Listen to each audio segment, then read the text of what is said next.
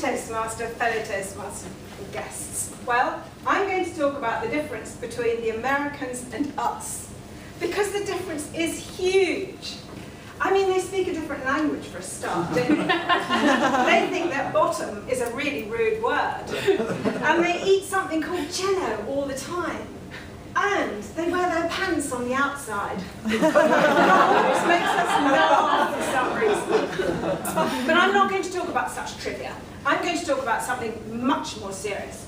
I'm going to talk about the differences of what we worry about when we're going on a hot date in a restaurant with a complete stranger. Well, that's something the English wouldn't do for a start, isn't it? I mean, nobody here would do that. Besides, everybody here is happily married, aren't they? But you won't all be happily married forever. Most of you will end up being single at some stage, so listen to what I'm saying.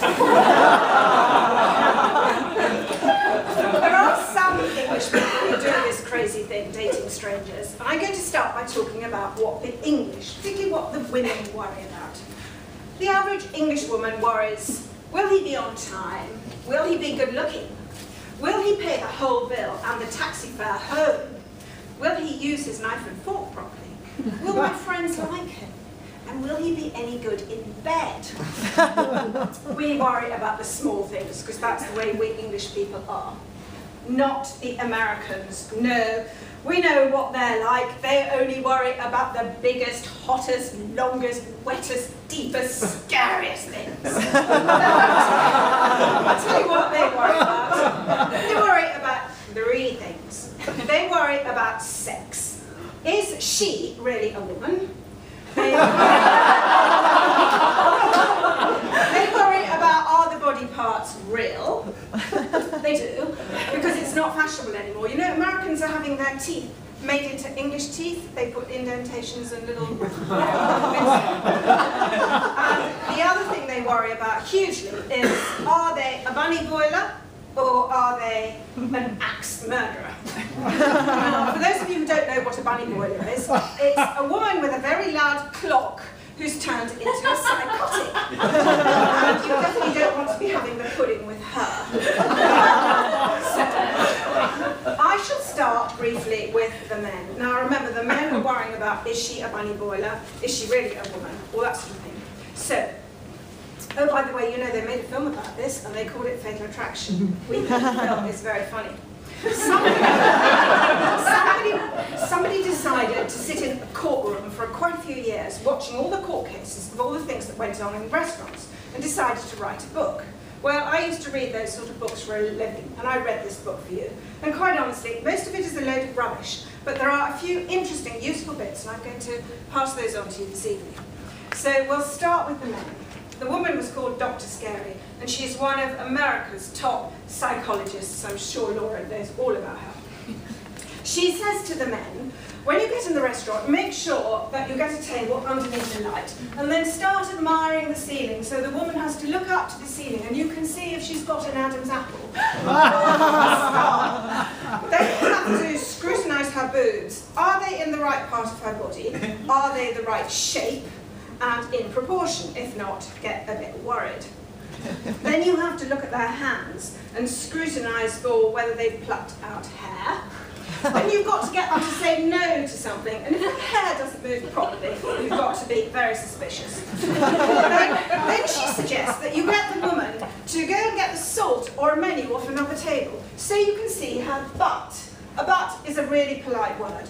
It's the widest part of a ship or a woman's body. And if it isn't the right shape, you have got to be really worried. Well, that's enough about the men. I'm much more interested in the women. Now, all the women apparently have to worry about, is he an axe murderer? Now, an axe murderer covers an area about that big. And quite honestly, you don't want to be having pudding with anybody who comes into that area at all. So you better get going quickly. The first thing she tells you to do is to pretend you love fire. You know, striking matches, bonfires, explosions. And if his eyes light up, get a bit worried. Then you have to find out whether he still lives with his mother. You get even more worried. Find out whether he wet his bed. get even more worried, and then interrogate him about his favourite films and books, and then you will be quite certain whether you want to get out of this or not. Now, the important thing is, I'm assuming you're really worried at this point, you mustn't leave him, because remember, he's already damaged. And you don't want to damage him further. You've got to think of his next victim. You're not allowed to leave the room. You have to get him to leave you. Now, what Dr. Scary suggests at this point, and this is quite hard to do in a London restaurant, you start striking matches and dropping it into the food. You start blowing smoke into his face. You start ogling the waiter's bums. You start talking with your mouth full and using your knife and fork in a very uneducated way. Now, if that doesn't put him off, and after all your scrutinising and rude questions, he's still there, you might want to up the stakes a bit. So, the next thing you do is pretend you're far too hot. You go like this and you start taking all your clothes off. And if you take enough clothes off, apparently the restaurant will escort you outside and get you in a taxi. Then you'll be completely safe. You might not want to do that, because that's a bit scary. So, apparently every intelligent woman in New York has a getaway kit. It looks like this in their handbag. What you do is you go to the room they call the bathroom. It doesn't have a bath in it. We call it a loo. It's now fashionably called a toilet, in case you didn't know that. You go out to the toilet, and in here, in this little special kit, you have makeup remover. Because apparently when you come back, if you haven't got makeup on, he won't know who you are. So